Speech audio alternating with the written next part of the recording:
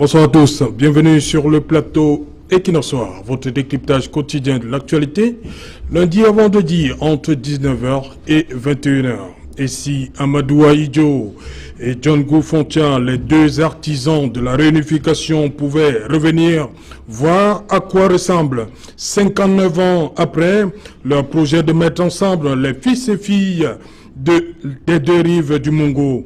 La rencontre de Fumban en juillet 1961 est la conséquence la plus directe de la déception politique enregistrée par Amadou Ahidjo et confirmée par les résultats des consultations de l'Organisation des Nations Unies les 11 et 12 février 1961.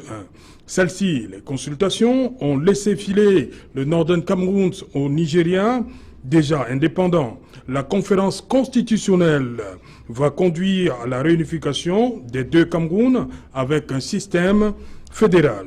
Au bout de 11 années de fédération, le régime fédéral prendra fin le 20 mai 1972 avec l'avènement de l'État unitaire par voie référendaire. Le 4 février 1984, à la suite d'un acte du chef de l'État, la République unie du Cameroun devient la République du Cameroun. Depuis 2016, soit 4 ans déjà, des velléités sécessionnistes, jusque-là marginales, font entendre leur voix et remettent ainsi en question la volonté d'Amadou Ahidjo et John Goufontia de voir un Cameroun uni au-delà de sa diversité linguistique. Madame, Monsieur, tout à l'heure à 20h, c'est la grande édition d'information présentée par Cédric Nouffelé. Tout de suite après, le débrief du journal et tout de suite, le fait du jour.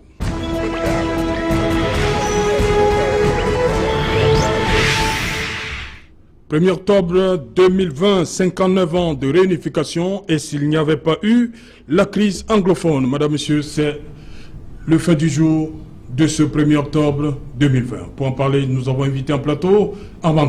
Bonsoir Armand. Bonsoir Serge Alain, bonsoir à vos nombreux téléspectateurs et bonsoir au cours du temps de la soirée. Je voudrais profiter de cette occasion, premièrement, pour féliciter le groupe Equinox pour le travail professionnel que j'ai observé depuis l'arrivée de la pandémie Covid-19. Nous avons assisté au triplex, quadriplex, peut-être quintuplex. Je dois saluer ce travail. Je pense qu'il a été d'utilité publique et Equinox a prouvé qu'il accompagnait le gouvernement. Ah bon? Et à part le gouvernement, même Equinox est vu ailleurs. On accompagne le gouvernement, c'est ce que vous dites? Effectivement, le gouvernement et même la communauté même internationale, parce que Equinox n'est pas seulement vu au Cameroun. Donc, je ne pouvais pas... tout en noir? Non.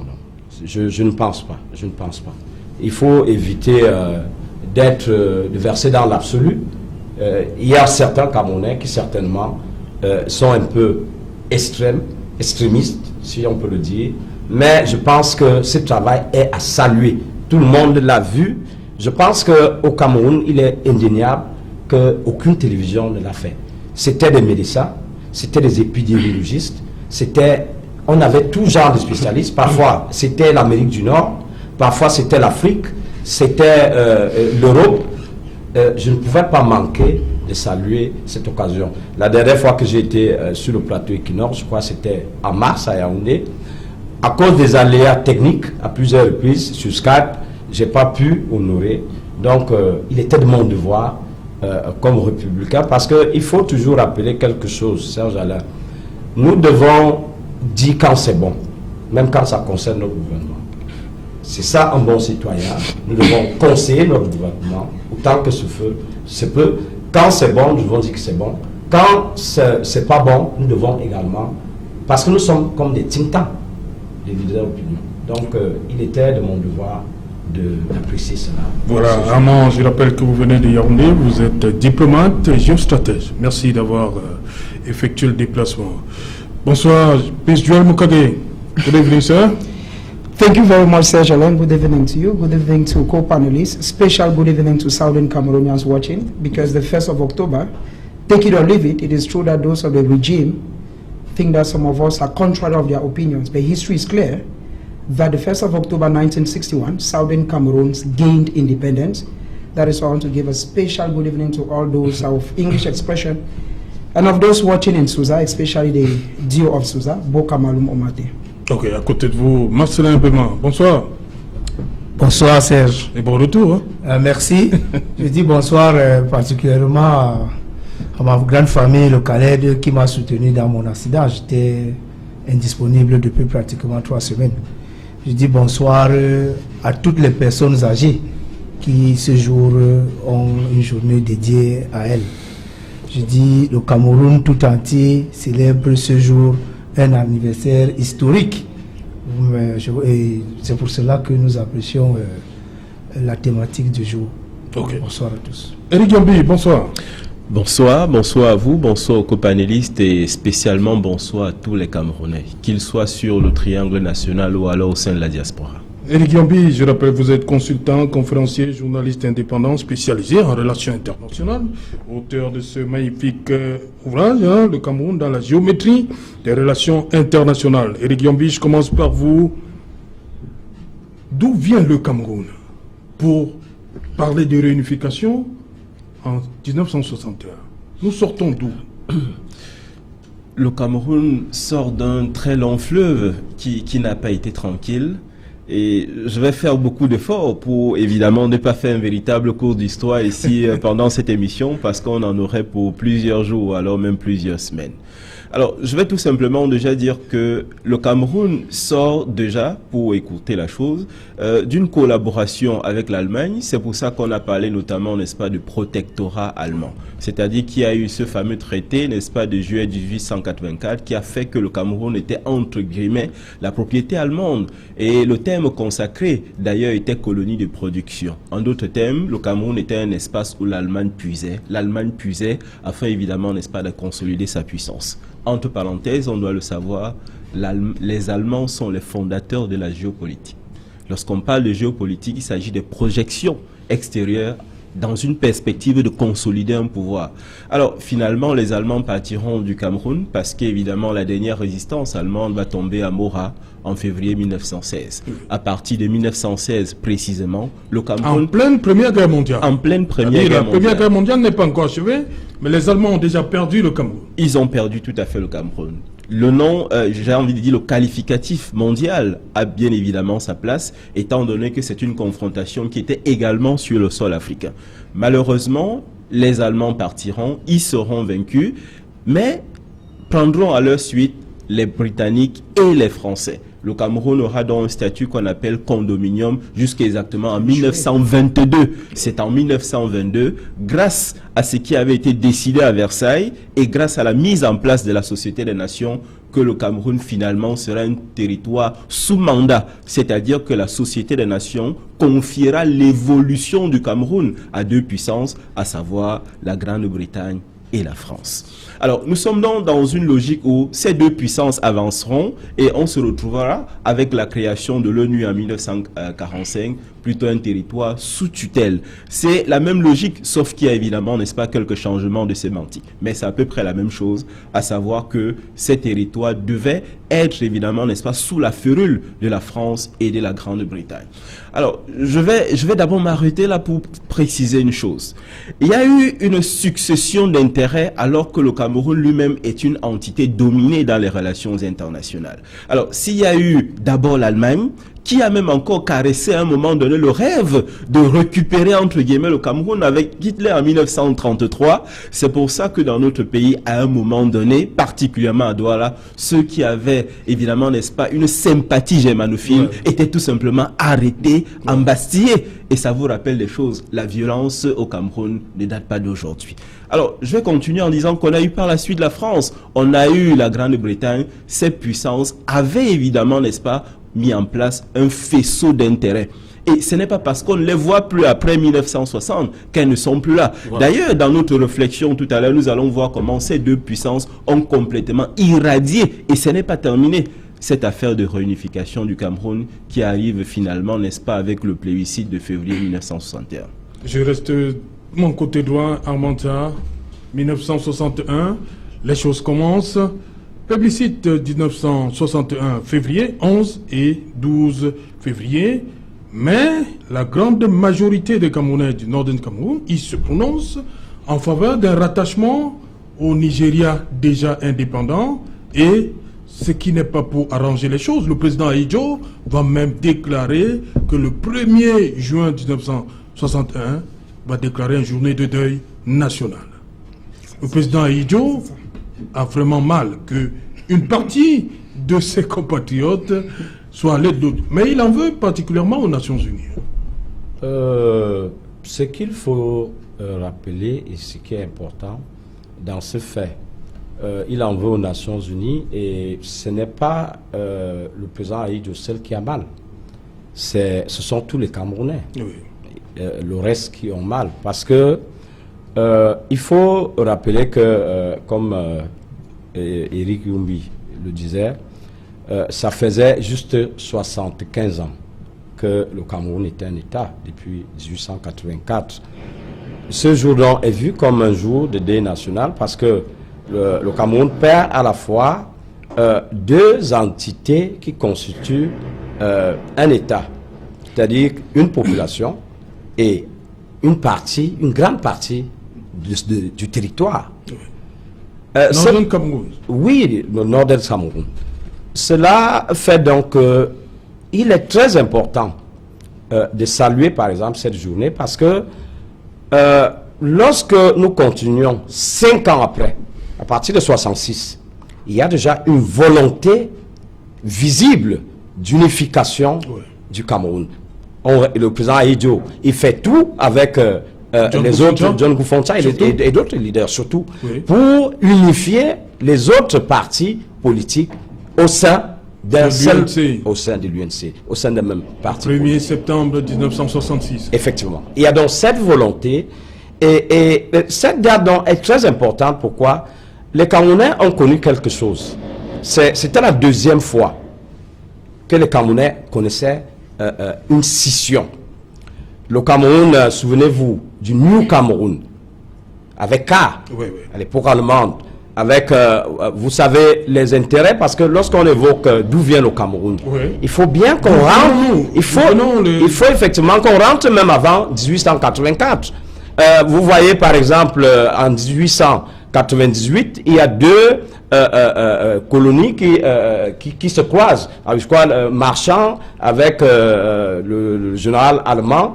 Il y a la France qui voulait relier les colonies de l'Est, c'est-à-dire que, je crois, Dakar à Djibouti, je crois que c'était ça, avec également les Anglais, effectivement, c'était les Anglais qui voulaient relier également l'axe le Caire et le Cap. Donc, il y a eu ce qu'on appelle l'entreprise coloniale. Il y a eu, même au niveau européen, c'est pour ça que certains États n'ont pas pu coloniser des pays en Afrique ou en Asie. Il y a eu, par exemple, la France, qui domine pratiquement le XVIIe siècle et le XIXe siècle et le début du XXe siècle, avec par exemple Théophile Delcassé, qui a utilisé ce qu'on a appelé l'arme financière pour détruire ce qu'on a appelé la triplice, c'est-à-dire que l'Autriche-Hongrie, avec l'ennemi qui était l'Allemagne, parce que l'Allemagne c'était vraiment l'ennemi. Et donc, il y a eu toute cette entreprise que les puissances ont utilisé pour avoir ces colonies. Maintenant, donc, quand 66 arrive, donc, cette volonté, elle continue en 72, elle se concrétise déjà par l'unification qui se passe en 72. Lorsque vous évoquez également l'aspect de 84, parce que ici, moi, je voulais saluer quelque chose. Il est important pour moi, en tant que républicain, de saluer l'action des deux chefs d'État. En 84, le président de la République, lorsqu'il part de la République unie à la République du Cameroun, c'est également presque la même volonté qui est vue en 1966 par le président Ahidjo. Donc, seulement de ce côté-là, on lui oppose le fait qu'il a pris ça. En 72, c'était le référendum. Les gens vont voter. Là, on lui oppose le fait qu'il a pris un acte qui a voté tout à seul. 84. C'est à ce niveau, donc, il faut changer. Oui, hein, c'est à ce niveau, donc, il faut comprendre. J'évoquais tout à l'heure la volonté d'unification du peuple camerounais. Le peuple camerounais, j'ai évoqué l'aspect du New Cameroun, c'est-à-dire que une partie de la Centrafrique, une partie le Grand Cameroun allemand, du Gabon, une partie, effectivement, le Cameroun a perdu déjà cela. Le Cameroun perd encore le Nord-Est. Cette volonté dont le président de la République, il y avait déjà ce qu'on appelle les charges au niveau même de la République fédérale. Oui. La République fédérale, il y avait ces charges-là. Le président s'est donc vu qu'il y avait une volonté déjà, puisque la République était déjà unie. Unie, ce terme est très important. La République était unie. Le président de la République s'est donc vu pas obligé, et que la volonté du peuple camerounais, et cela n'a jamais été de renier. Le peuple camerounais a toujours voulu vivre ensemble. C'est pour ça qu'en 84, on passe de la République du Cameroun. Et il y a quelque chose qui est très important, parce que nous irons dans cette projection. Il faut rappeler que lorsque les gens parlent de 96, le Cameroun est un État unitaire décentralisé depuis 72. Ça, c'est clair. Depuis 72, le Cameroun est un État unitaire décentralisé. Donc, le président de la République n'avait plus besoin de repartir, je ne sais pas, dans une sorte de référendum. Cela devait oblitérer ou bien escamoter la volonté d'union d'un pays. Parce qu'il n'y avait plus deux pays. Okay. Là, il faut être clair. Voilà. Marcelin Béma, il y a 61 ou Toupin.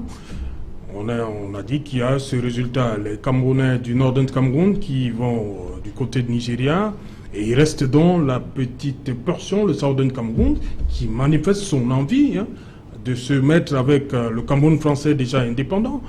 Voilà, et 61, 72 arrive. Là, c'est l'État unitaire. Pourquoi 11 ans seulement? Il y a eu... qu'est-ce qui s'est passé? 11 ans de fédéralisme. Je comprends pas très bien la question. 61, parce que, la réunification. 72, c'est l'État unitaire. Et ça va dans l'évolution. Pourquoi? C'est une évolution. Oui. Parce qu'on ne peut pas rester statique dans une situation de république. Oui. On a le chef d'État, comme vient de le dire René, s'est rendu compte que les Camerounais ont besoin de vivre ensemble. Oui. Cette envie de rester ensemble est ça fait sourire John Moukara. Oui, non, il peut sourire. Il peut sourire. Moi, je pense que il est en train de jacasser là depuis quand tout le monde est en train de parler. Vous voyez qu'il parle contre tout le monde. Cela veut dire qu'il est venu préparer, armé pour dire certaines choses. Et on connaît la position. On va vérifier. C'est que je dis. On connaît sa position. Donc, oui, on connaît ta position. Ici, sur ce plateau, tu ne diras rien de positif aussi aujourd'hui. Tout ce que tu vas dire, ça sera de tirer. On a vu l'éducation. Oui, c'est parce qu'il ne doit pas sourire quand les gens parlent. C'est d'abord une question d'éducation. Je disais que l'évolution des chefs d'État, les deux chefs d'État ont compris l'envie de la population, des Camerounais de vivre ensemble. C'est pour cela qu'il y a eu cette évolution. Et j'ai été très bien, j'ai bien suivi les deux présidents qui ont très bien expliqué la situation. Parce que quand on arrive là, quand vous êtes un chef de l'État, et que vous sentez que vos populations veulent vivre ensemble, ce qu'on fait, c'est qu'on fait tout ensemble, on fait tout pour qu'ils soient ensemble. Maintenant, quand on a parlé qu'il n'y a pas eu élection ce jour-là, non, il fallait savoir dans quel régime on se retrouvait à ce moment. Vous savez qu'ici, chez nous, nous avons... Si on ne passe pas par le peuple, on passe par l'Assemblée. Il est question de ça. Et c'est par l'Assemblée qu'on est passé pour arriver à ce résultat. Et aujourd'hui, le Cameroun continue à être uni. Moi, nous pensons que ce jour, qui est un jour très spécial, voilà, c'est la victoire de l'union, de la réunification sur autre chose. Donc nous continuons à penser que malgré les soubresauts, et puis c'est normal, il y a des gens, c'est des êtres humains qui chacun cherche à pouvoir s'exprimer d'une façon ou d'une autre.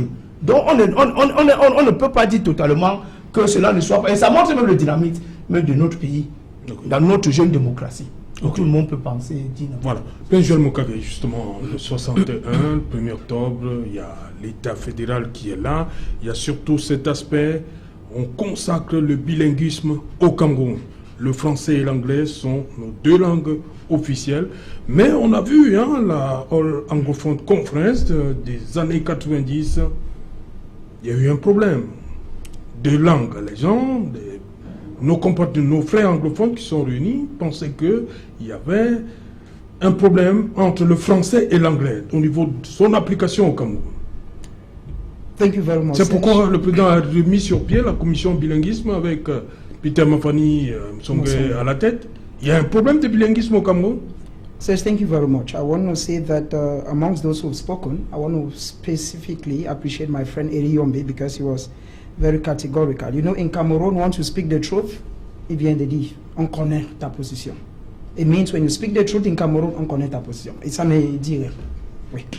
The problem in Cameroon is this, Serge Alonto. We are talking about two different entities. You should precise that Southern Cameroon was never taken by French Cameroon. They are two different people with two different cultures and two different things. Non, attends, faut qu'on soit clair. C'est pourquoi ma question à l'entrée. Serge, I want to answer your question. Nous venons d'où? Eric Yombi a bien précisé. I want to answer your question. Il y a eu, comme il a même dit à Manta, il y avait le grand Cameroun, le Cameroun allemand. C'est parce que l'Allemagne perd la guerre qu'on commence à parler du Cameroun britannique et du Cameroun. Voilà, on était d'abord. I want to answer your question, Serge. I want to answer your question that because you asked about the bilingualism commission. Yeah, the issue is when Southern Cameroons and French Cameroons met in Fumban, 3 grand decisions were arrived. Voilà. That the country will have bilingualism, which is language, biculturalism, which is 2 cultures, not 2 tribes. Because in Cameroon, people confuse culture and a tribe. Okay? To have bicultural status, which is Anglophone and Francophone, and the third is bijudicial, which is the civil law and the common law. Now, let me stay within the facts you asked me, the bilingualism aspect. Now, you will first of all discover that when Anglophones actually went to the Fumban conference, what the then president of Cameroon, Alhaj Babatura Ahijo, had prepared was in French. That is why N.N. Bile, no, it is history is documented, I don't say things as, was in French. That is why N.N. Bile, who was assistant to Djongo Foncha, said that we cannot sign a pact in what we don't know. Which language is this? Now, Ahijo gave them 2 days. And N.N. Bile said 2 days, you already see manipulation in language. N.N. Bile said 2 days is too small to read, analyze, and conclude. Because by then, it is not like today's search whereby people leave maybe Gambe to Douala. By then, French, these are people just left Nigeria. It means that some of them didn't even know bonjour. But they have to read a document, maybe a 4-page document in French. So, that one now, that was where the problem started. And later on, you look at it, you discover that French, first of all, took a kind of a dominance on English. That is why... Prince, une minute. Mais il faut rappeler quand même, pour ceux qui nous écoutent, que le président Ahijo et John Foncha s'étaient déjà rencontrés à 5 reprises. True. En 1960, 4 rencontres à Yaoundé et 1 en Konsamba pour préparer Fumban. I'm not saying the contrary. That is why... Et s'exprimer en quelle langue? No, when you even look at history, I don't want to go into the nitty-gritty because we're talking for nothing. When you look at history, well, history says it and it's very clear that Djongo Foncha was more interested in the post of the vice president proposed him by Ahijo than the fate of Anglophones. We should say that it's documented in history. Okay. So it means that anything that Ahijo was saying, he was more interested in the post of the vice president. That aside, I want to say that language issue in Cameroon is going to take us a long time. First of all, when you look at what is ongoing, in the year 2017, amongst the 12 magistrates that were in Tico, 10 were Francophones and English, 2 were Anglophones. And now imagine that a primitive woman who lives in Misaje is in front of that court. The question to ask is, culpable or non-culpable? That is why you discover that in 2016, because I'm coming to the Bilingualism Commission, you asked me, that is why in 2016, we saw lawyers, because the Anglophone crisis did not start in 2016. That is why in 2016, we saw lawyers like Bob Gahamoni, Agbo Balankongo, and the others. They said you cannot bring French magistrates to judge us. Judging us means, because the first thing is, they don't have interpreters, Serge. If you ask me a question in French and I don't answer, the problem is not me. In communication, we'll call it noise. It means you and I cannot understand each other. So when lawyers came out, the reason is because they said you cannot bring French magistrates. The same case with teachers. A very simple example, I should say. If today you are a physics teacher and you're posted, for instance, in GSS Noir to teach physics, you did French education. Because you say that physics or chemistry and chemistry are two different things. Now when you go there, which language are you going to use to teach the children? I was in the University of Boya. I watched teachers teach what they call franc-anglais. I'm coming with the stages to answer your question, Serge. Now, I have watched a research where a teacher was sent to teach mathematics. He's a French teacher. He found himself in a purely English school, and because he's francophone, the principal tells him, tu vas enseigner le français. En tout cas, le français, c'est le français. Est-ce que quand on fait mathématiques à l'école, on peut enseigner le français? Non. So when you look at all these grievances, the president felt that Anglophones have over-complained of what? That one language is more than the other. That is why he created the Bilingualism Commission. But now looking at the Bilingualism Commission itself, it has 15 members. Amatou Tumona, Peter Mafani Mosonge, to me, the barrister Tumfoni Kwale, and many others are 15. Non, il y a un jeune à savoir, ancien président des jeunes, là. Yes. Conseil national de la jeunesse. Correct. There are 15 of them, Serge. The question I Vous want to voulez ask, dire que dans cette commission, il y a this is what I want to say. anglophones? This is what I want. No, mais it's not even an issue of anglophone. Oui. What I want Parce to que là, say vous here- avez cité seulement Yeah. les anglophones. They are Vous voulez francophones inside. prouver They quoi? are francophones inside, but Donc, oui, vous voulez prouver quoi? no. The problem is I don't have all the 15 names. Let me be honest, but I know the Parce que major vous avez ones. commencé seulement à citer les anglophones.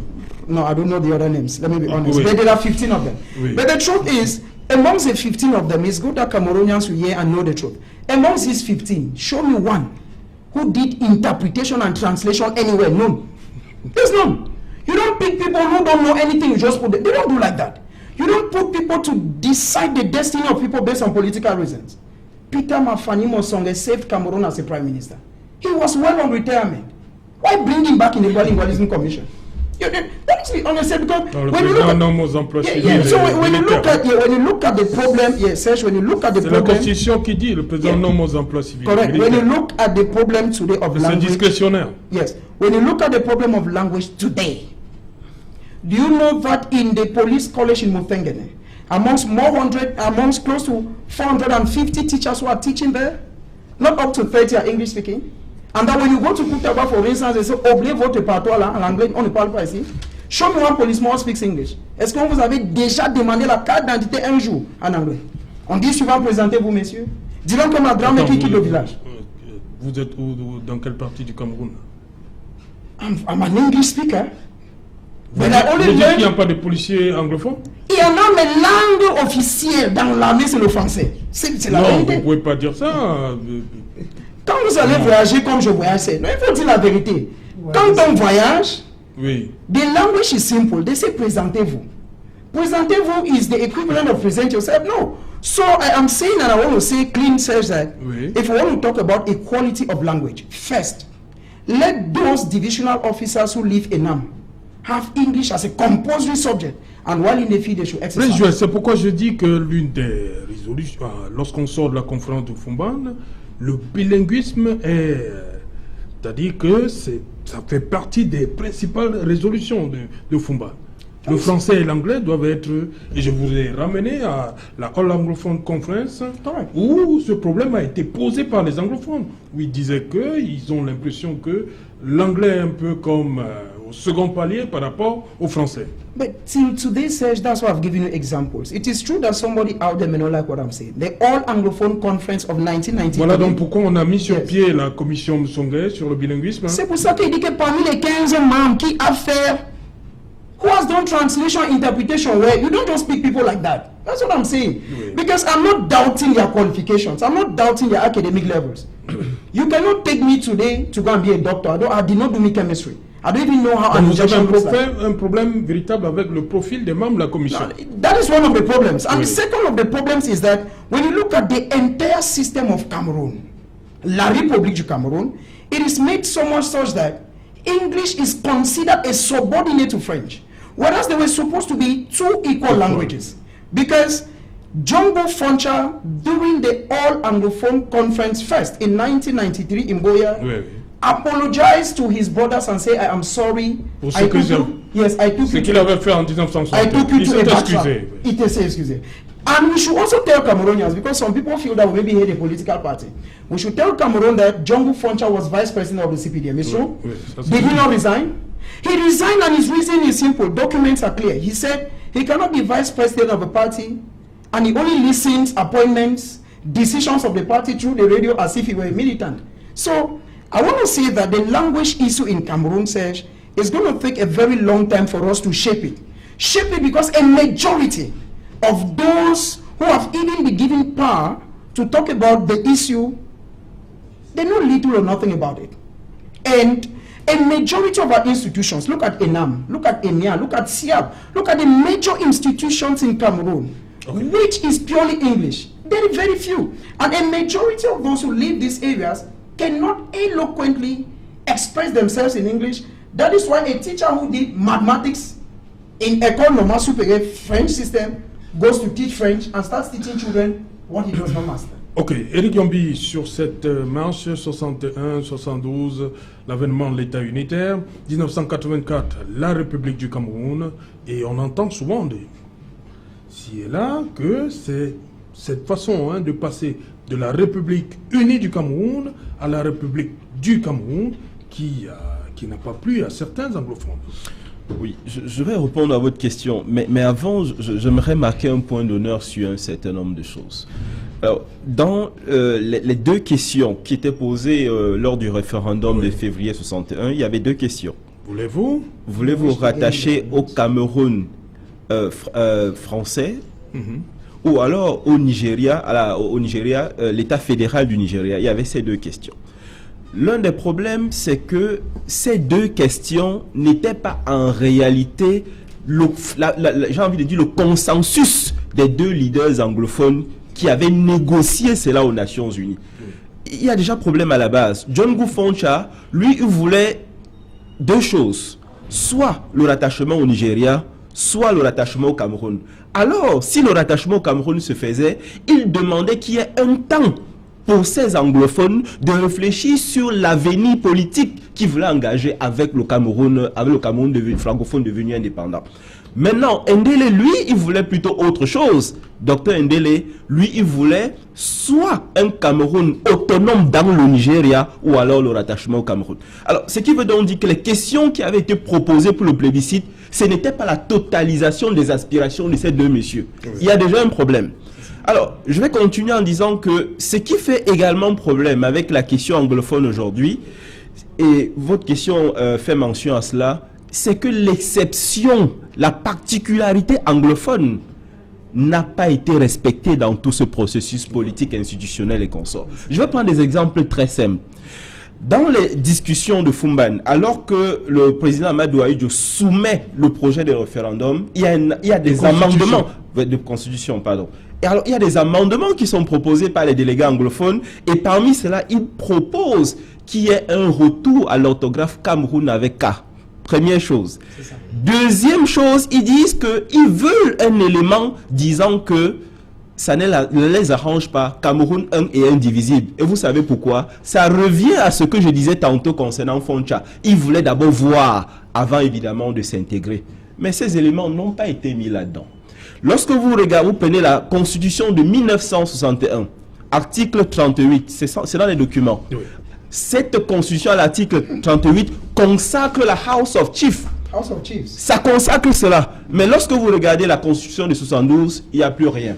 C'est évidemment avec cette affaire de décentralisation qu'on reparle aujourd'hui de cette affaire de fond. Donc vous voyez que dans l'évolution politique, il y a cette exception, j'ai envie de dire culturelle, qui est également linguistique et tout ça, qui n'est pas là-dedans. Alors, ce n'est donc pas une surprise de constater que en 1994, quand apparaît ce changement d'appellation, 84, pardon, ceux-là, j'aime pas ce terme anglophone, ils ont l'impression qu'ils ont été dilués dans la mécanique Cameroun francophone. Voilà. Et il nous appartient donc aujourd'hui de ressusciter cela. On est content qu'il y ait cette commission pour le bilinguisme et le multiculturalisme, mais on doit aller plus loin. Cette question anglophone est beaucoup plus profonde que ça. Il s'agit de sonder certaines profondeurs et de remettre à ceux-là ce qu'eux ils disent, et à raison, qu'on leur a enlevé. Parce qu'en réalité, ça entre dans une vaste réflexion camerounaise. Qui sommes-nous?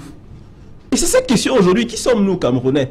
On pourrait répondre tout simplement, nous sommes Camerounais parce que anglophones et francophones. Mais pour ces frères anglophones, ils veulent notamment cette House of Chiefs. Sur eux, c'est important, ce Cameroun des phones. Parce qu'on doit bien comprendre que dans ce Cameroun d'avant, dans le système fédéral, on avait évidemment, n'est-ce pas, l'inspiration du régime parlementaire. Et que dans cette inspiration du régime parlementaire, tel que ça fonctionnait, il y avait une assemblée des chefs. Et une assemblée des chefs qui a disparu par la suite. Donc vous voyez, pour me résumer, il y a cette exception, cette particularité anglophone qui au fil du temps n'a pas été respectée, et certains ont cru à raison que, évidemment, il n'appartenait plus à la République. Et c'est ainsi qu'on a vu certains effluves en 1992, lorsqu'il y a eu ce débat autour de Froundibia en ce qui concerne la présidentielle, et on a vu grossir de plus en plus ce mouvement sécessionniste. Donc, ceux qui ont observé cela ne sont pas tout à fait surpris aujourd'hui de savoir qu'il y a eu un ensemble de frustrations qui malheureusement n'ont pas été résolu à temps, profondément, pour donner ce que malheureusement nous connaissons aujourd'hui. Reconnaissons qu'il y a des efforts, mais il y a énormément de travail encore. En Manta, 1984, le 4 février, par rapport à la crise anglophone, c'était la frustration de trop. Le passage de la République unie du Cameroun à la République du Cameroun. Je ne pense pas. Je voudrais d'abord rétablir quelque chose par rapport à ce que Prince disait tout à l'heure. Lorsqu'il parle de traduction et d'interprétation de textes, est-ce que le professeur Fombozo, qui est historien, documentaliste, professeur titulaire d'université, ne peut pas traduire un texte, il n'est pas bilingue? L'abbé Bodo est également professeur, il est anthropologue. Donc, je n'ai pris que ces exemples. Ou bien Maître Nico Hallé. Donc, je pense que le problème n'est pas à ce niveau. Le problème, peut-être, on peut parler de l'aspect identitaire, par exemple, comme M. Youmbi le soulevait tout à l'heure. Mais je voudrais dire quelque chose. Si on va de ce côté, avant l'arrivée de ce condominium en 1922, mais tout ce New Cameroun avec A était sous protectorat allemand.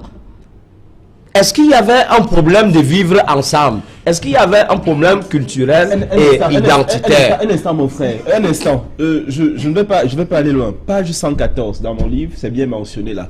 Pendant la période de domination allemande, il y avait une émancipation des faunes sous la période allemande. Une émancipation des faunes. C'est-à-dire qu'il y avait déjà une traditionnalité qui était mise en place, qui s'est coupée avec la venue de la domination franco-britannique. C'est une précision. Ce que je voudrais dire dans cette précision, on peut en prendre autant. Lorsqu'on regarde, par exemple, au niveau des rois, si on peut appeler ça, les rois Sawa, par exemple, qui signent le protectorat allemand en 1884, on peut regarder, lorsqu'on quitte même de cette période de 1884, on revient à la période des indépendantistes, si on peut appeler ainsi, Oumniobe, Osende, Afana et autres, Martin Paul Samba, même bien avant.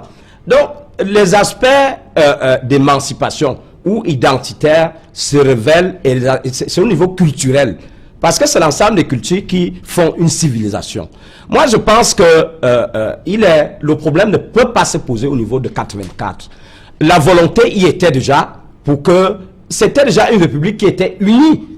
J'ai dit ce terme est très... Est-ce que c'est pas la frustration de trop? Parce que les anglophones disent un ensemble de frustrations. Est-ce que 84, le passage de la République unie à la République, comme a dit Eric Yombi, le fait qu'ils se sentent une fois de plus dilués dans l'espace francophone, est-ce que c'est ça qui... Le problème ne se pose pas à ce niveau. Oui. Lorsqu'on fait une analyse objective, on peut constater très clairement que lorsqu'on a un État unitaire décentralisé depuis 1972 et qu'on a, par exemple, une belle constitution obtenue par consensus en 1996, après un tripartite, et il y a eu un ralentissement de mettre la décentralisation en place. C'est cela qui est à l'origine. Parce qu'il faut comprendre aujourd'hui, parce que je vois où Prince veut en venir. Et le problème que nous avons aujourd'hui, le conflit que nous connaissons aujourd'hui, il est très clair que le conflit que nous connaissons aujourd'hui est un conflit qui a été déclenché à la fois par occasion et par maturation. C'est-à-dire qu'il y avait déjà des causes historico-politiques, mais effectivement, il y avait également des causes qui étaient occasionnelles, corporatives. Maintenant, il était clair que les populations en profitent pour revendiquer. Mais maintenant, nous pouvons très bien nous rattraper. Parce que lorsque nous faisons des analyses, il y a un aspect qui est fait en 1996. Il y a une impulsion qui est donnée en 2004 pour la décentralisation. On a mis un peu trop de temps pour l'appliquer parce que nous pouvons en citer des exemples. Il y a plusieurs États qui sont décentralisés, même des puissances, même au niveau européen, qui connaissent également des problèmes, et parfois plus difficiles même que les problèmes que nous connaissons. Je suis parfaitement convaincu que si nous avions mis en place la décentralisation à partir de 1996, si nous n'avons pas connu les problèmes que nous connaissons aujourd'hui. Maintenant donc, avec le statut spécial, il y a cette chambre des chefs qui revient, il y a la fonction publique locale, il y a l'aspect patrimonial, et au niveau même de la décentralisation, ce qu'on appelle le transfert des compétences avec les biens mobiliers et immobiliers et autres. Il y a tout ça qui est restitué, mais ce qui est important, pour un pays comme le Cameroun devrait rester un pays uni.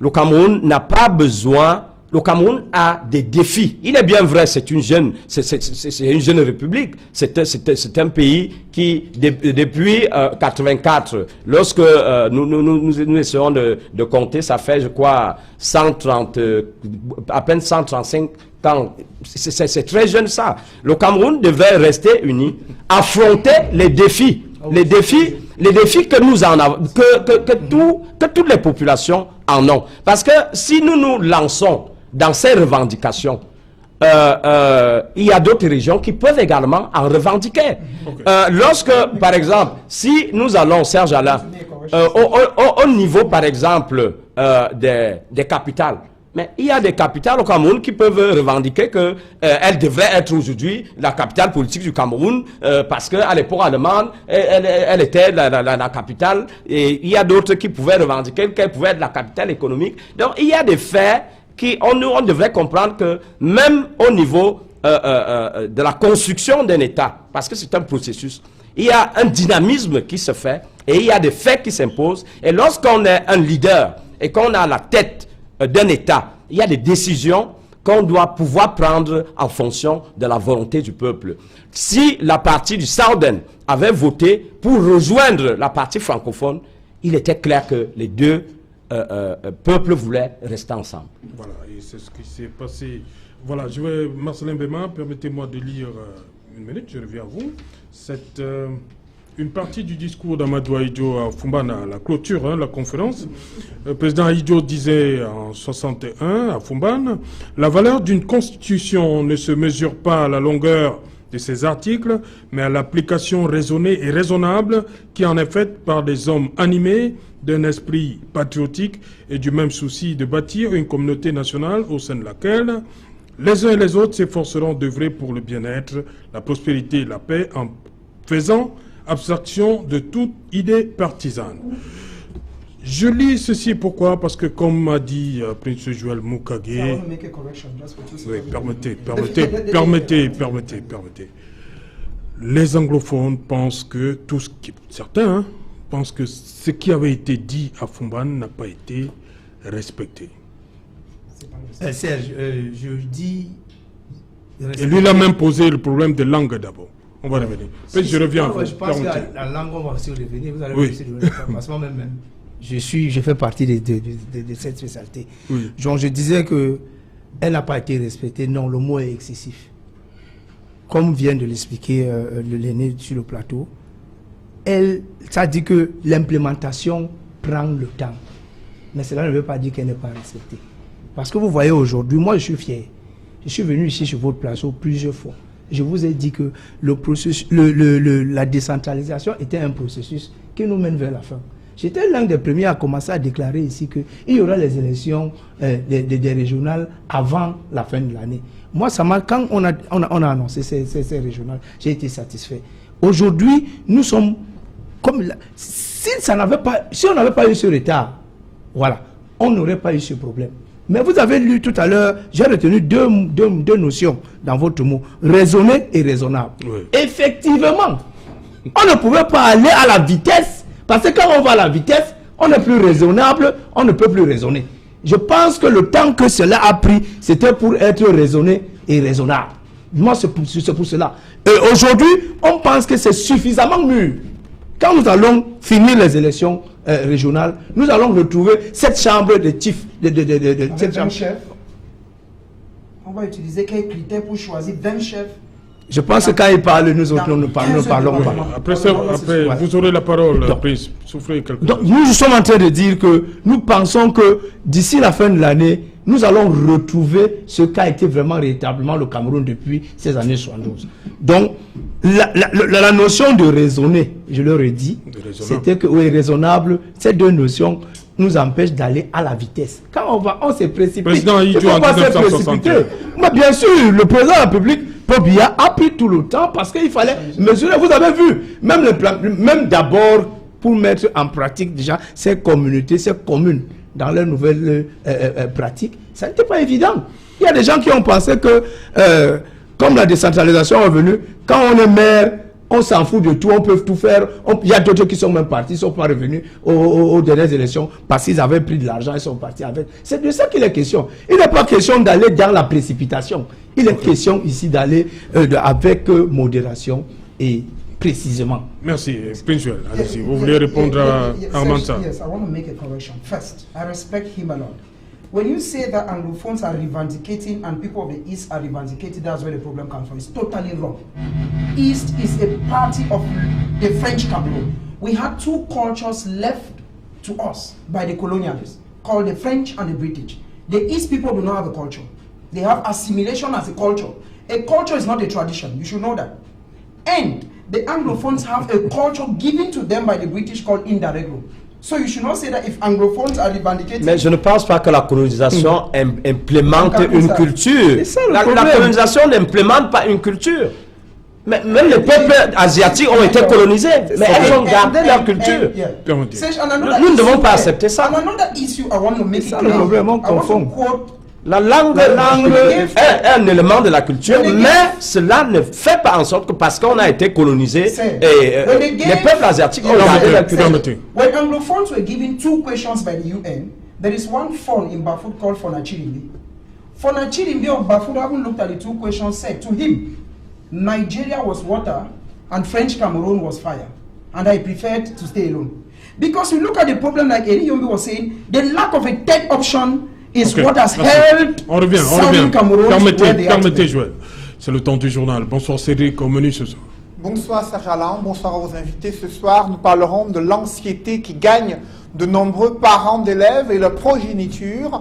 Les résultats des examens du sous-système éducatif anglophone ne sont pas encore disponibles. Pourtant, nous sommes à quelques jours de la rentrée scolaire hypothétique pour les candidats au DCE, O et A-Level. Comment vont-ils préparer cette rentrée scolaire sans connaître leurs résultats? Vous les écouterez dans le journal de 20h. Et les membres du gouvernement en charge de l'éducation nationale s'expriment également sur les mesures prises pour faire face à cette première rentrée scolaire post-Covid-19.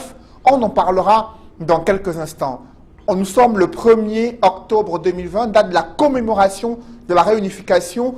le gouvernement s'est silence radio sur ces dates pourtant importantes pour le Cameroun. Et le président de la République s'est contenté d'adresser ses félicitations au Nigeria et à la Chine qui célèbrent leur fête nationale, mais n'a rien dit sur la commémoration de la réunification, analyse et décryptage de cette date importante et l'évaluation de cette unité entre le Cameroun oriental et le Cameroun occidental. C'est à suivre dans le journal de 20h. Et nous irons en Côte d'Ivoire pour faire le point sur le processus électoral, là où certains candidats de l'opposition ont retiré leurs représentants de la commission électorale, pendant que d'autres maintiennent leur candidature au regard des rumeurs qui circulent. On en parle dans quelques instants. Serge Alain. Voilà, justement, dans un instant, le 20h de Cédric Noupélé, avec toutes les équipes rédactionnelles d'Equinox Télévision, c'est pour vous servir le 20h d'aujourd'hui. Madame, Monsieur, tout de suite après, ce sera donc Equinox Soir, deuxième partie, le temps du débrief. Retour sur le plateau Equinox Soir, deuxième partie, c'est le débrief du journal. Madame, Monsieur, toujours en compagnie de Marcelin Bema, Amantin, Eric Yombi et Prince Joël Mokage. Prince Joël Mokage, 1er octobre 2020, tout à fait particulier, ça fait 59 ans, nous sommes réunis, c'est ça, c'est bien cela. Mais depuis un certain nombre, 3-4 ans, le 1er octobre a eu une connotation particulière du fait de la crise dans ces deux régions. 2016, début revendication corporatiste, mais le conflit véritablement armé, c'est depuis 2017. Aujourd'hui, on l'a encore vu, c'est le lockdown. Vous vous dites, c'est le lockdown. C'est-à-dire qu'au-delà même du ghost town, dites-nous la différence, c'est quoi? Ghost town, lockdown. Yeah, Serge, ghost town is a call that is at times made by those of the other camp who call on the inhabitants of the northwest and the southwest not to come out and carry out their daily activities. That's a ghost town. And a ghost town can come out every day. They've made it many a time to be Mondays. So Mondays in the northwest and the southwest is a tradition. The people respect a ghost town. It means they don't come out, their daily activities they don't respect. We can remember that the late mayor of Boya, Patrick Ikema Isunge, we remember on Mondays he wanted to go contrary. So that's a ghost town. But a lockdown, Serge, I want to say that before 2016, it is true that, and we should say that Anglophones have been respecting the 1st of October 1961 when they got their independence. I believe that even the presenter of the 8 p.m. Cédric Noupélé made mention of the fact that the president of Cameroon sent congratulatory notes to the president of Nigeria and that of Chad, or rather that of China, but nothing is said about Southern Cameroons. It goes to tell you that it is a direct conception, just like he said in France in November 2019 in front of Mo Ibrahim, that there has been a deliberate attempt from the French counterparts to assimilate the other part, which is the English part. So today the people, as usual, respected the day that they called theirs. But one thing that is peculiar about this day is that in the past, the people used to have what they call the NCNC, and they used to come out, the SCNC, and they used to come out having horse flag. But the past experiences were not the best, because the present regime will always do everything to stop the hoisting of a flag in the country. So today, the people stayed in the house. But if you look on social media, let's look at social media, it is clear that the people in their hearts know that the 1st of October is a day you cannot take it away from them. The 1st of October, like my friend Eric Young was saying in his document, it is very clean and clear. Take it or leave it. The 1st of October 1961 has two significance. One, it is a day that West Cameroon got its independence, and it is a day that West Cameroon decided to reunify with East Cameroon. We should say those two things. And we should also not forget so quickly that the country at one time had two stars. It is a fact. And those two stars symbolize two states. If, like the Prof was saying that the people of the East can reivindicate the people of the center, it means that Cameroon needed, since Cameroon has 360 subdivisions, so we needed 360 stars. No. We should say these things and come out of it. But if we are still where we are today, we have seen the consequences. The economy of Cameroon is dying. The CDC is on its knees. Palm oil is not going. Socapam, same case. The Ndutsi is the same case. So you see that the economic consequence of the Anglophone crisis is too enormous. But when I see people come on platforms like this, maybe for political reasons and because they want favor from somebody, and they want to divert what is categorically clear, it tells you that somebody somewhere wants to hide the truth. And one thing is clear, that no matter how you hide the truth, you cannot hide it. It will someday come out. So the lockdown of today, the people did it first because of the fear of the uniform. We know. Just today, a simple example in the capitals or the economic capital, Douala, once as Kawala announced that she will march tomorrow, what I saw from Aqua when I was coming to this program, you cannot. I saw. On a dit qu'il n'y a pas marche demain. C'est une façon de protester. Bon, c'est en noir. Yeah, but On n'a pas parlé de marche. Yeah, but she talked about wearing black, and this is what she has been doing. Protest. To protest. But now, when you look at the fact that the regime feels that she is like aligned with the president of the CRM, that's where the problem is, because she has been doing this not once, not twice, so many times. But when they feel they want to touch somebody's interest, because we have a few persons who have accumulated a lot of wealth and will never want to go away from that wealth. And the truth is, so for Alan, I want to say that one thing that always irks me in Cameroon is the fact that while some people send their children for weekend in France, Paris, and Canada, there are children who cannot afford 50 francs to buy a cup of gari. Les gens voient les enfants en week-end. Weekends, it's true. We know ministers whose children have died while they were supposed to be in school. We have evidences, it's true. So it tells you that we need to restructure so many things in the country. Ok. Marcelin Mbema, vous avez vu ces images. Nous sommes jeudi 1er octobre. Et la vie s'est arrêtée dans certaines villes, on va le dire comme ça, en région nord-ouest et sud-ouest du Cameroun, après ce 1er octobre. Quel commentaire ça vous inspire? Non, nous disons que ici, il est question de se poser la question de savoir comment est-ce que on en est arrivé là. Vous savez, tout le monde a peur. Tout le monde a peur. Ça ne se fait pas parce qu'ils sont dans la logique de réclamer quelque chose ou pas, mais c'est la peur. Ils ont instauré cette volonté de défendre le peuple par la peur, mais ils n'ont même pas le mandat pour le faire. Mais si le peuple adhère, c'est par peur. Vous-même, vous avez vu ces exactions qui sont de face inhumaine. Inhumaine. Si vous sortez, le retour, comme on ne peut pas, on a dit, comme vous ne pouvez pas avoir la garde tout le temps à côté de vous, dès que les forces de l'ordre se déplacent, on vient régler votre compte. Donc, si nous voyons tout ce que nous avons vu là, ce n'est pas une question que la population a adhéré. Non, c'est une question de peur. Et nous-mêmes, nous le savons. Nous-mêmes, nous le savons, nous le vivons partout. Donc, nous ne pouvons pas continuer à dire que... Il est question aussi, vous avez vu que cette population-là, à un moment donné, a commencé même à s'exprimer. Voilà. Si vous avez vu, depuis qu'on a parlé de Bamenda, Bamenda Clé, on voit les conséquences. Les conséquences, c'est quoi? Tu ne connais pas? Je ne connais pas les conséquences. Quand on entre chez toi, tu n'as pas une femme pour la télé, soit on part avec ou bien on paye. Non. J'ai les témoignages. Non. Qu'est-ce que vous appelez témoignage? Vous faites des montages par montage. J'ai dit qu'on entre chez toi. Quand vous dites des témoignages, qu'est-ce qui montre témoignage veut dire que quelqu'un qui avait quelque chose, mais qui n'a pas le reçu de ça, on a dit soit tu dois montrer que tu as acheté ça, ou bien tu peux... Je crois que c'est moi qui avais la parole. Je voulais continuer à parler, parce que quand vous parlez, nous, on ne vous intercelle pas. Moi, je seulement que c'est une question de peur qui a envahi la population. Donc, on ne peut pas commencer à chanter que nous avons fait que les gens ne sont pas sortis, ou bien ceci, cela. Non, il faut que maintenant que les gens se rendent compte que nous sommes à la veille de la rentrée. Il faut renvoyer les enfants à l'école. 4 ans, c'est trop. Mais il faut quand même que ça s'arrête.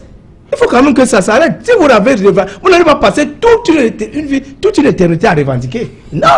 Il faut que ça s'arrête. Il faut que les gens comprennent que le gouvernement a fait la main tendue. Allons vers ça. Depuis, on a fait des concessions. On fait des concessions. Il faut quand même que ça s'arrête. À un moment donné, on se lasse. Et nous avons vu tout récemment avec le mouvement que les gens ont essayé de faire. Les gens continuent à se lasser, à laisser lasser. Et tout ce que les gens demandent, ça ne produit plus rien. Même l'affaire de demain, là, ne produira rien. Si quelqu'un me voit avec mon costume noir, il ne dira pas que j'ai porté le noir. Me voilà déjà avec mon costume noir. Et puis, demain, c'est une journée où il y a les levées de corps. Dans notre tradition, nous, on va en noir partout. Tous les gens qui seront en noir demain seront les gens qui iront dans leur morgue faire les levées de corps, aller là dans les enterrements. Donc là, la police va faire le distinguo, hein? Mais la police ne peut rien te faire, tu as le noir, même si c'est pourquoi. Est-ce que la police a déjà demandé... Non, ce ne sera pas parce qu'ils auront adhéré au mot d'ordre. Non, ce ne sera même pas un mot d'ordre. Je te dis que demain, les gens portent le noir pour le deuil. Moi, tout à l'heure, après votre émission, je sors d'une levée de corps, je continue demain pour ces histoires. Chez nous aussi, si moi j'ai perdu mon père, les gens m'ont assisté, j'ai pour le devoir d'y aller à tout moment. Donc si demain quelqu'un me voit avec mon costume noir, qu'il ne dise pas que j'ai un mot d'ordre. Non, c'est ma tenue. La tenue de vendredi même, elle a même bien choisi. Pourquoi elle n'a pas dit le blanc? Parce que le noir, tout même les fonctionnaires, tous les gens portent le noir le vendredi. Donc il ne faut pas qu'elle va rentrer dans une confusion et dire aux gens que... Non, c'est pas ça le sujet, hein, mais... on voulait seulement dire que c'est la terreur qui dérange les gens. Oui, il n'est pas question... Armanta, pour vous, la population, les images qui nous viennent du Nozo, on va le dire comme ça, où c'était le lockdown, pas une mouche, comme a dit Cédric, n'a volé là-bas aujourd'hui, c'était une figure. C'est quoi pour vous? C'est quoi? Comme dit Marcelin Béma, c'est la peur pour la population à adhérer, à respecter le lockdown? C'est tout ça. Moi, je vais profiter de cette occasion pour dire une énième fois qu'il est temps qu'il y ait une accélération des mesures pour résoudre le conflit du Nozo. Merci. Pourquoi? Parce que nous reconnaissons que le grand dialogue national était une intention de bonne foi du gouvernement. Il y a eu des concessions que le gouvernement a eu à faire. Il y a eu des mesures que le gouvernement a eu à mettre en place. Mais lorsqu'on maîtrise déjà, je l'ai dit à plusieurs reprises, lorsqu'on maîtrise déjà les causes du déclenchement d'un conflit, il est facile de le résoudre. Il est clair que les conflits de sécession ont une particularité, c'est qu'ils prennent beaucoup de temps et qu'on ne décrète pas une paix ou bien un cessez-le-feu. Mais il faut déjà qu'on aille dans une mesure où il faut intégrer soit un partenaire bilatéral, soit des partenaires bilatéraux et aller vers une trêve qui peut... La trêve est observable. Même en 2 semaines, on observe 1 mois et le dialogue véritable doit se poursuivre. En géostratégie, il y a des négociations qui doivent être officieuses.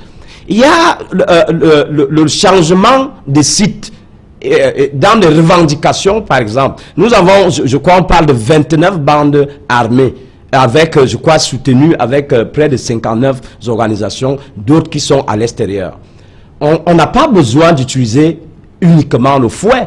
On peut utiliser des moyens diplomatiques pour associer ses partenaires et ces agents, à part l'économie de guerre qui s'est construite avec des voyous et des terroristes et autres qui veulent que ce conflit perdure. Alors, il faut que ce processus s'accélère parce que lorsqu'un conflit il met du temps. Ce sont des hommes que nous perdons, que ce soit au niveau de l'armée, que ce soit au niveau des civils. C'est une économie qui est complètement délabrée. L'État ne peut pas continuer à supporter cela. Et maintenant, en associant donc ses partenaires, ce dialogue véritable, qu'il se poursuive, en ce moment, après la trêve, c'est comme ça que ça se passe. L'armée, les forces armées, c'est-à-dire que l'armée de terre et autres, les corps d'élite, ils se retirent, les terroristes, ils rendent les armes, ils rentrent dans les CDDR, la gendarmerie et la police nationale qui sont chargés du maintien de l'ordre public, ils restent sur place. C'est-à-dire l'État doit, lorsqu'on va en négociation, chacun doit faire des concessions. L'État en a fait assez, mais l'État doit également continuer parce que ce conflit ne nous bénéficie pas. Je reconnais le professionnalisme de l'armée camerounaise. il faut rappeler que dans un échantillon fait par le dernier géostratège, l'armée camerounaise est classée 19e sur un échantillon de 35 armées africaines. On part sur les référents tels que le budget alloué à l'armée, les effectifs. Cela veut dire quoi? L'armée camerounaise est une armée professionnelle et une armée de développement. Ce conflit est imposé à notre armée. Et vous voyez parfois, notre armée est même parfois salie. Donc, elle n'est pas une armée d'occupation, comme parfois on veut donner l'impression que c'est ce qu'elle fait là-bas. Le conflit est imposé au peuple camerounais, il est imposé également à notre armée, mais que notre gouvernement accélère et continue à faire des concessions. Moi, je salue déjà la nation du gouvernement et du président de la République. Mais lorsqu'on est... Le président de la République, c'est un chef de famille. Et il a essayé de prendre des mesures d'assouplissement. Nous devons également continuer à harceler. Et j'en appelle également à nos frères qui ont pris des armes contre leur pays de comprendre que cela ne bénéficie à personne. Et que le plus important, c'est que nous rentrons dans la situation de paix. Parce que sans la paix, nous ne pouvons pas accéder au développement. Éric Yombi, 59 ans, la réunification déjà. Est-ce que, comme il était indiqué en début d'émission, le conflit dans le nord-ouest, la crise anglophone a plombé, on va dire, cette marche-là? Oui, cette crise a fait énormément de mal, hein, que ce soit au Cameroun au sens de l'État, de même qu'aux populations. Mais j'aimerais plutôt m'appesantir sur un autre aspect. Je rêve d'un 1er octobre où désormais, nous les Camerounais tous ensemble, nous réfléchirons sur ce que nous sommes, sur un véritable vivre ensemble. Je souhaite que désormais cette date du 1er octobre, pourquoi pas que nous ayons un discours du chef de l'État qui parle uniquement de ces questions du vivre ensemble entre Camerounais. Chaque 1er octobre.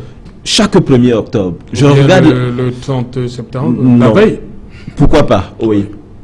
De toute façon, qu'il s'agisse... une journée fériée aussi?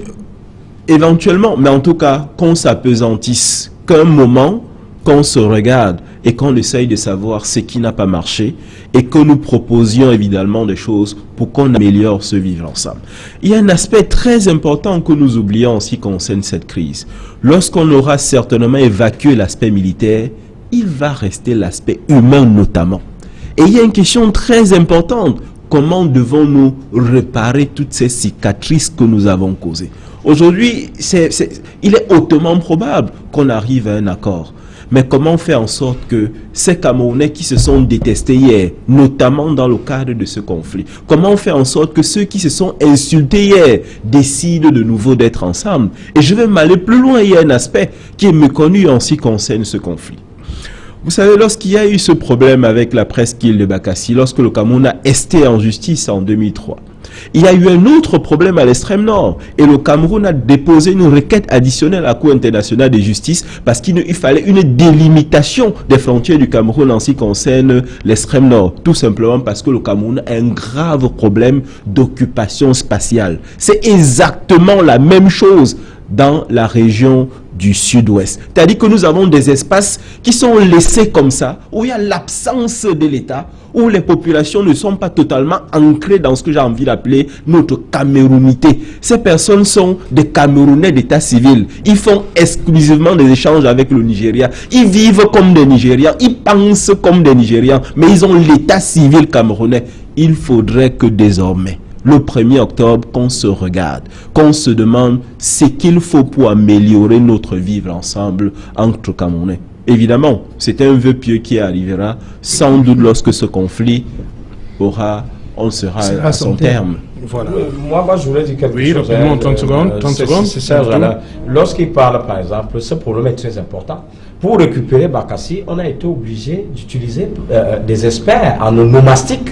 C'est-à-dire que des spécialistes pour, par exemple, l'appellation Bakassi, pour savoir d'où ça vient et autres. Et c'est même au sud. Lorsqu'il parle même du sud-ouest, l'accord qu'on vient d'obtenir avec la Guinée équatoriale, c'était également très important. L'aspect de négligence des frontières, je pense que c'est très très important. Lorsqu'il parle du sud-ouest, nord-ouest, le Nigeria est en train de construire l'un des plus grands ports d'Afrique au large de la presqu'île de Bakassi.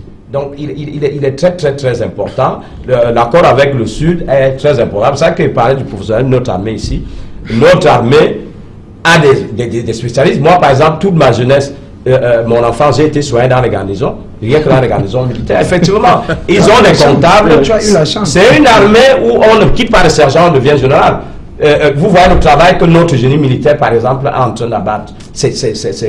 Donc, elle a en contribution pour sécuriser, par exemple, ses frontières et pour éviter de nouveaux conflits pareils. Marcelin Mbeba, tout mot pour sortir de l'émission? Oui, je continue à dire que j'ai suivi avec grande attention ce que Eric Yumbi a dit. Je pense que nous partageons cela. Nous sommes les enfants d'une même famille et qu'il est nécessaire qu'on se ressoude, on revient la même famille dont nous avons été toujours ensemble et qu'il n'y ait pas de souci. Effectivement, c'est une bonne proposition, nous allons voir, mais nous demandons au peuple camerounais de continuer à faire confiance à l'État et que tout cela ne va pas dans la vitesse, tout cela va venir et après avoir réglé le problème de nos eaux, je pense que nous allons nous occuper des problèmes de limitation de nos frontières et d'occupation de tout le terrain. Merci. Voilà, plusieurs Mokage.